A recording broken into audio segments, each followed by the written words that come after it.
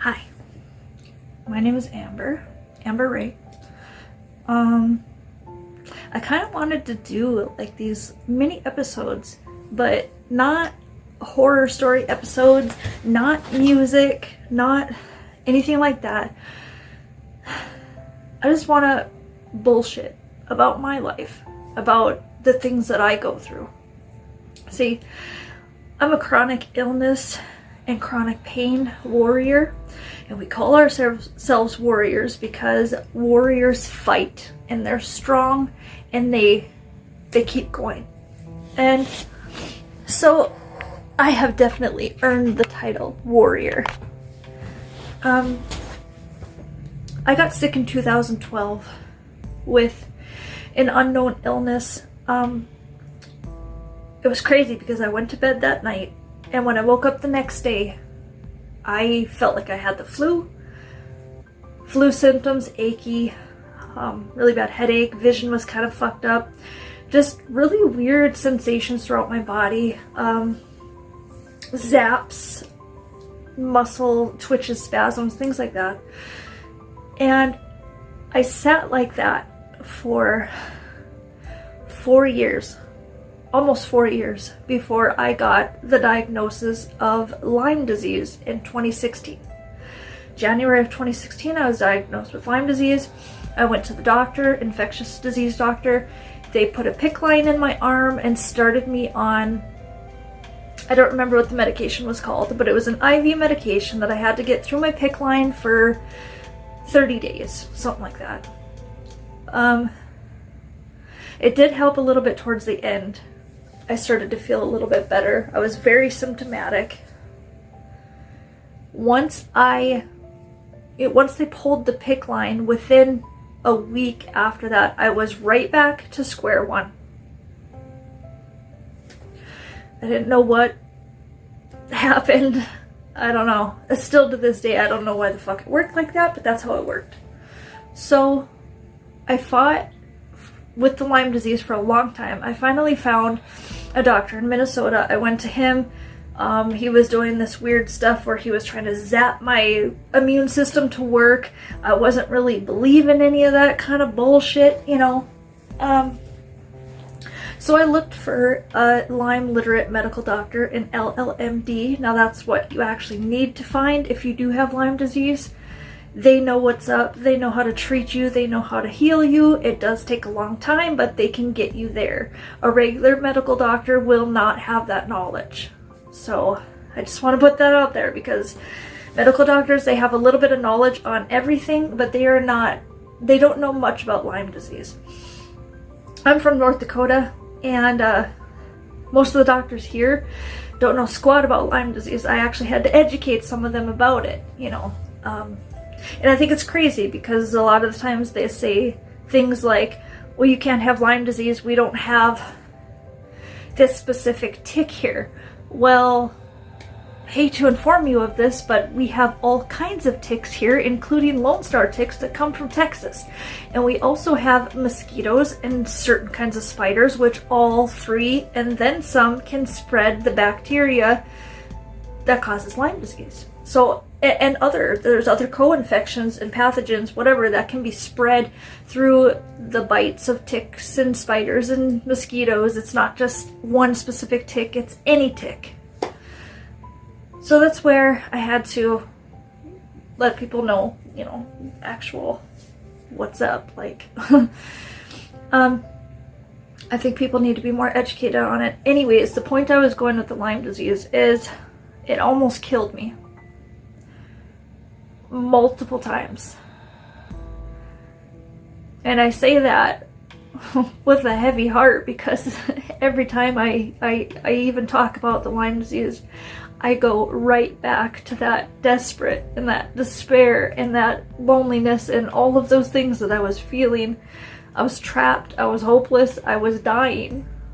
I was literally dying, and people didn't see it, or they didn't care, or they didn't believe me. A lot of them didn't believe me. You know, a lot of doctors that I had seen, I'd say at least 10 different ones, had said, you know, you've had a really traumatic life, you have PTSD, We think that a lot of it is mental health issues causing you to be sick, and blah, blah, blah, blah, blah. And then I finally got the Lyme disease diagnosis, and then I was kind of like, in your face, I knew I was sick, you know.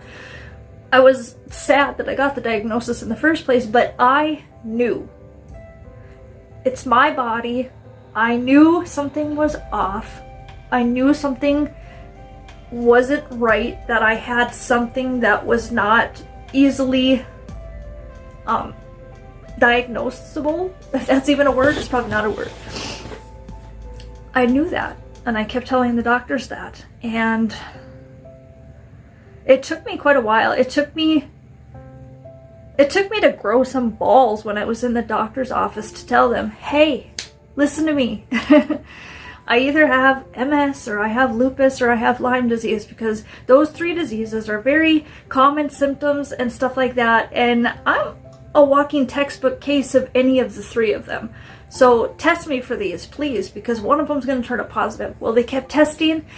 Unfortunately, the testing that they were using for the Lyme disease, they used the ELISA testing in the clinics, and that's only about maybe 40% accurate.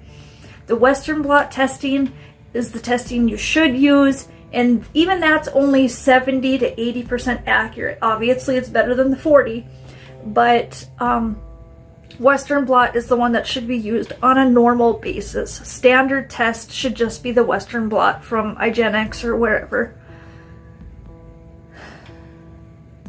With that said, I had the Lyme disease, and I fought, and I fought, and I fought, and I died. Felt like I died many times, and I fought. I did 2 rounds at the PICC line. I did all kinds of treatments, crazy stuff. I went to Arizona to this clinic, this holistic clinic, overdosed on vitamin C. I got glutathione injections. I did some detoxing work with the adrenal glands. Tongue-tied, and I just did all this stuff, you know, all this weird shit. The only one I couldn't really do was the bee venom therapy because I'm allergic to bees, so I couldn't do that. And I did start to improve a little bit once I got out of North Dakota and went to Arizona, but I've had all these symptoms this entire time. It's 2024, and they have told me that in 2020 I went into remission with the Lyme disease. It's 2024. I'm still sick with everything that I was sick with this entire time and more. Because now, in 2023, I was diagnosed with functional nerve disorder and might have possible Tourette's. It's looking like I do.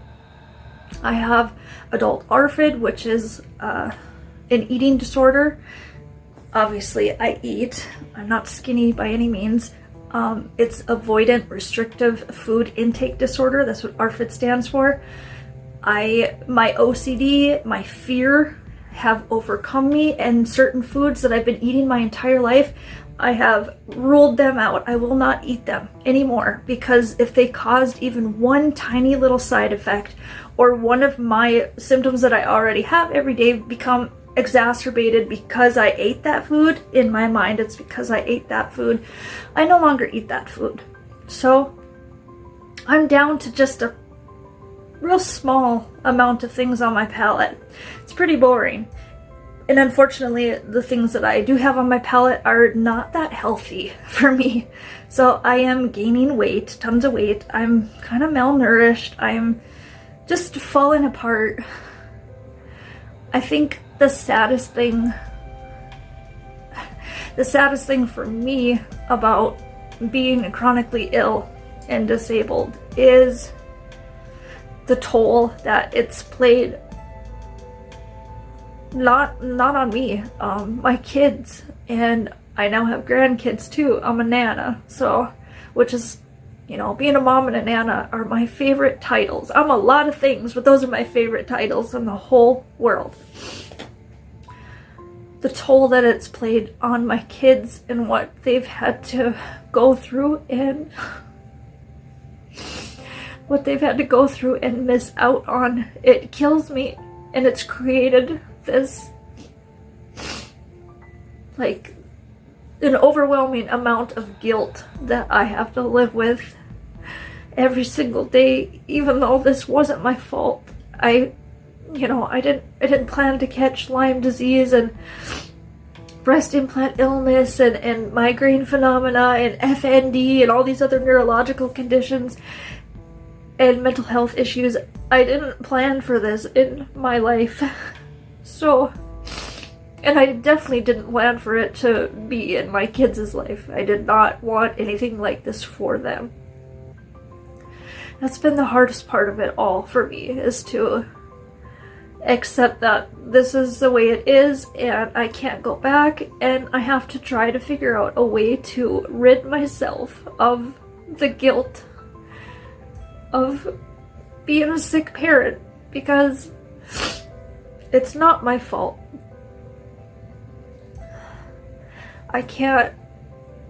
What kills me the most is I can't get back I can't get back any of the time that's been wasted with me just laying in a bed, being sick, missing out on my kids' extracurricular things for school, for sports, whatever it is. Them turning 16 and driving, or them turning 21 and not being able to go out with them and have a drink at the bar, because I'm agoraphobic, by the way. Yeah, let's just throw that in there. I'm a social fucking butterfly most of the time, but let's label this bitch as agoraphobic. It's been just one thing after another. I feel like I'm up against a wall and somebody just keeps throwing rocks at me.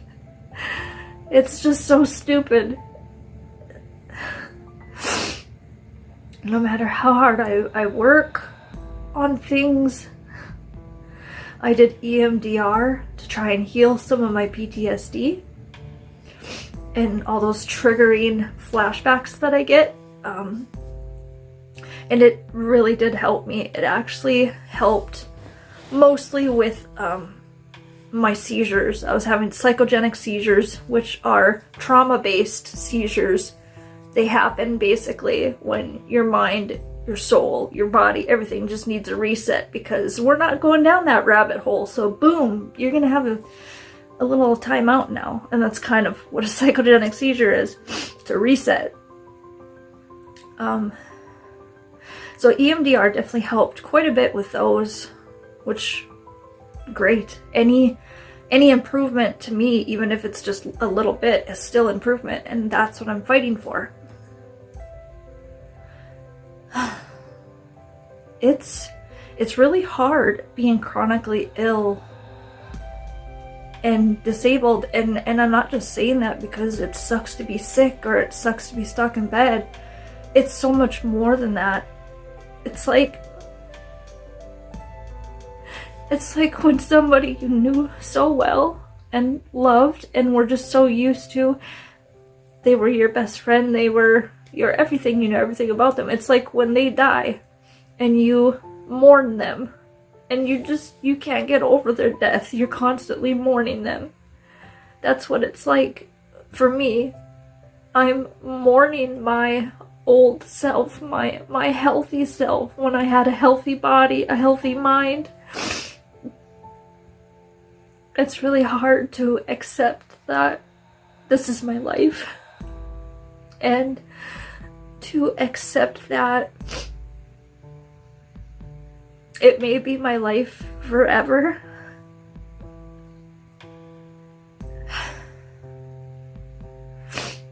Several doctors have told me I do need to come to terms with it and find ways to get some relief with the symptoms and just work on strengthening myself and stuff like that. And I've been working my ass off. I've been working really hard on my mental health, my physical health, and my spirituality.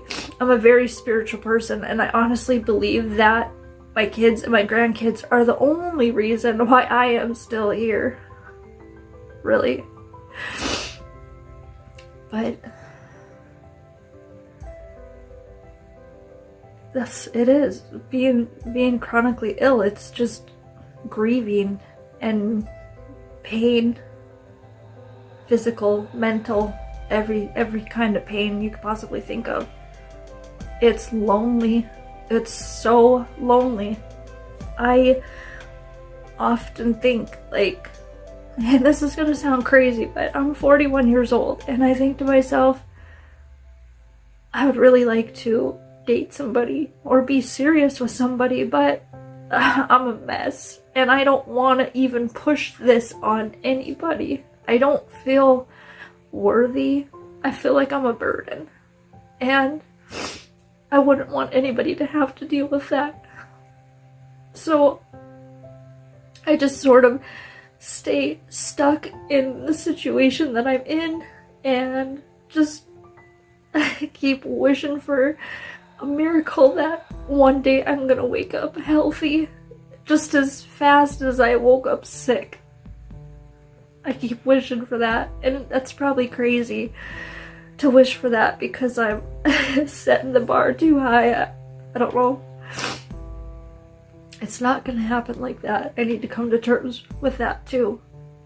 But I'm lonely.